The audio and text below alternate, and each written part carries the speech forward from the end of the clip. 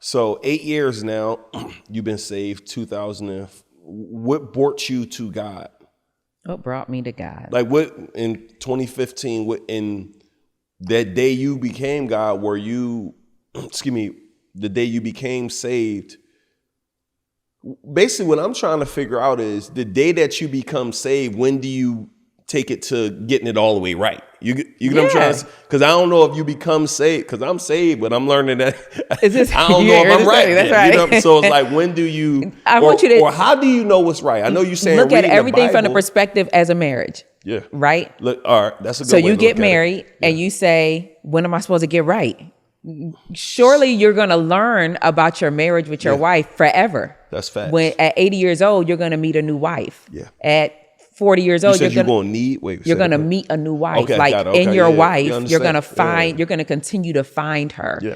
as a new wife. You're going to find new things about her at 20 years old, at 30 years old, at 40 years old, 50 years old, 60 years old, 70 years old. Every year there's a new finding of your wife, right? There's never a time that you get to a point where you're not learning about your wife, new communication skills. When the kids leave the house and you're empty nesters, you have spent 20 years of your life raising children with your wife. Now you have to learn your wife all over again with just you two and no other responsibilities, right? Mm-hmm. So when you say, when do you feel like you've accomplished, and when you don't feel like that? God is God. He's omnipotent. He's omnipresent. He's all knowing. You don't ever know God. He's ancient. You don't ever get to a place where you know God, because we're human and we're finite.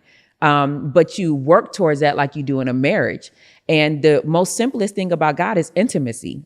That's all he wants, is your love and your time. Like, that's all God wants. Yeah. Obviously, as you get more mature in your walk with him, just like in marriage, you think differently, you communicate differently, you know your wife differently. You're not looking at other people. If you struggled with that before, just certain things that bothered you at the beginning of your marriage, like, are nothing to you 5 years down the line or a year down the line. Yeah. And so that's literally the equivalent of your relationship with God. He has factored in all of your stupidity. Yeah. He has factored in all of your mistakes. He's factored in all of your weaknesses. He's factored in all of your triggers. He's factored in all of your trauma. And he's just like, just walk with me. Yeah. So at the core of your relationship with God is, before God trained me on prophet, he trained me on how to be a daughter. Okay. Because most of us don't know how to be good daughters or good sons, because you were raised in abuse. Not everybody, but a lot of people were. And so if you were raised on abuse, most people's relationship with God is their relationship with their father. So if their father rejected them, they're always serving a God who rejected. Relationship with their God is a relationship with their father. With their fathers, okay. Right? So if you served a God, if your dad abandoned you, you tend to serve a God who's always abandoning you when you need him the most. If you had a dad that abused you, then you're always kind of hiding from God when you did something wrong, because he feels very abusive. If you had a dad that always rejected you and was never there, you always find that when you're in your time of need, God is never there. And so if you don't fix that deficit, God normally trains people up in the office of a daughter or office of a son. He's like, don't try to be anything. I just want you to spend time with me and receive love. You know how hard it is for people to receive love? Right. It's so hard. So he's like, let me just pour in love, because if I can get you to believe that I am obsessed with you, if God can get you to believe that he is obsessed with you, he can get you to go against anybody he tell you to go against.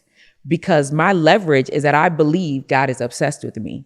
My leverage is that I believe Zechariah 2, where he says, you touch Tiffany, you touch the apple of my eye. That's dangerous. Yeah. You touch me, you touch the apple of God's eye. That's why I don't care. He said, I'll be a wall of fire around about her. The word fire there means the wrath of God. Yeah. You touch me, you just touch the wrath of God. So then you say, you're not afraid of somebody blackballing me. You touch me, you touch the apple of God's eye. You're in trouble with God. You the one that dared to defy the armies of the living God, not me. Do God talk to you? Yeah, all the time. So for you, because when they say, for me, when you say, like, literally, like, you ask a question and it just comes to you, or I get an answer pretty quickly. I see. Yeah. And he talks to me in a lot of different ways, but gosh, you caught me off guard with that question. I feel like something just happened, but I can't remember it off the top of my head. But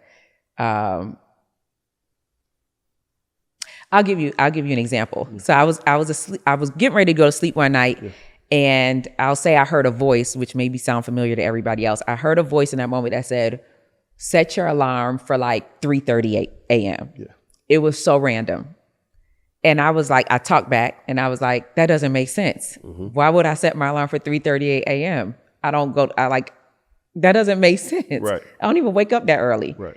And the voice got louder and louder and louder. Set your alarm for 3:38 a.m. And because I knew it was a spirit of God, I was like, let me just set it for 3:38 a.m. I feel like it's a waste of time, but because there was no other instruction. Right. I set my alarm for 3:38 a.m. It goes off. I wake up at 3:38 a.m. I obviously have to get off the pillow to get the alarm clock. I look around and I'm like, nothing happened. I get ready to lay back down. There is a huge black spider on my pillow. Wow. Exactly. Wow. At 3:38 a.m. Right. Had I have not waken up at that time, who knows what would have happened. That's crazy. Yeah. That is insane. Yeah. Another example is I was getting ready to go to New York City. I had a big meeting. It's one of those meetings you put on your vision board. It's one of those meetings you prayed for. It's one of those meetings that like everything in your life is getting ready to change. Yep. And I heard a voice say, don't go to this meeting the day of. Yep. So now I'm like, well, I rebuke you, Satan, in the name of Jesus, because this is like one of those meetings you prayed to God about. Yep. So surely I should be able to go to this meeting. But the voice got louder and louder and louder to the point where I was like, there's a difference between hearing the voice of God and assuming why he said it. And I think people struggle with both things. You hear God say, don't do this, don't meet with this person, don't do this, or do this, but you assume why not, or you assume why. So I knew I couldn't do it, but I was like, maybe I'm gonna get robbed when I get to New York City. Maybe, I don't know, but I can't go. Right. So I canceled my plan that day, super disappointed, not even knowing if I made the right decision. The very next day, Hurricane Sandy hit New York City. Wow. Shut the city down. Wow. Nobody knew it was coming. Crazy. I was in New Orleans. Did you ever had a meeting? No. I mean, you ever rescheduled Never went back. it? Or Never went back. forget it. Yeah. I was in New Orleans and my birthday's for 4th of July. So I was down there for Essence Festival. Okay. And we were getting ready we were on a city bus going to the Superdome for the music festival. Yep. And Just before you got saved. this is right before, like Okay. we'll figure out the year when I tell you. But I remember being on the bus and all of a sudden I started to cry, but it was a panic cry. And I started to scream out loud, something bad is about to happen. Something bad is about to happen. And I don't cry. Right. So my friends are like, what is wrong? The bus driver's like, is everything okay? People on the bus are like silent because it's something that nobody would move to say, is something bad about to happen? I booked me a flight home the next day because I said something bad is about to happen to this city. Hurricane Katrina hit it. Wow. A few weeks later. So you were building prior to being saved. Is that discernment? Since I was 5, I've heard God's voice for sure. Got it. So what's the difference between, for people and me as well, a prophet and a pastor? What's the difference? That's a great question. And I know we were on the phone or was talking and I was like, you ever thought about getting a church? You said, well, that's what pastors do. I'm a prophet. So tell me what's the difference? Let me say this. David was a prophet and David was a shepherd. Okay. Right. And so there is a place where both can coexist with each other. I'm going to probably butcher the definitions of either or. It don't even got to be a definition, but like an example. I would say pastors are very shepherd. They stay with their sheep. Got it. They labor with their sheep. They tend to their sheep. They train their sheep. They see the same people. They see the same people. They counsel the same people. They do life with those people, right? Whereas a prophet, God normally ascend in to warn, to correct, to admonish, to give instruction to, and he normally sends them in somewhere and takes them right back out. And I think my assumption is half of that reason is because a prophet is not honored in their own home. So there comes a place where you begin to have familiarity with the person, unless somebody has the ability to see your humanity and still honor the call of God on your life. Most people come very familiar with the prophet and begin not to heed the warnings of the prophet because, oh, that's just Jesus. He's just a carpenter. Who does he think he is? I grew up with him. Right. You understand? But a pastor walks with the people, labors with the people. They also have a certain character about them that's softer. that is more compassionate, that is more caring. Whereas a prophet is designed to have to set their face like a flint and have to be kind of harder because of the assignment or attacks on their life. Right. So a pastor more cares. Yeah. You know, worried about what people got to say. Absolutely. Absolutely. Always got to be right. Absolutely. They want to hear what your problems are. They want to hear the backstory. Whereas a prophet does not want to hear your problem. Tell me what it is. I can give you a solution real quick. You can keep the backstory. You can keep the middle part of it. I'll give you a great example. Years ago, before I left New York, I was a nail tech. I got my nail license when I was 16. And my favorite thing to do was pedicures.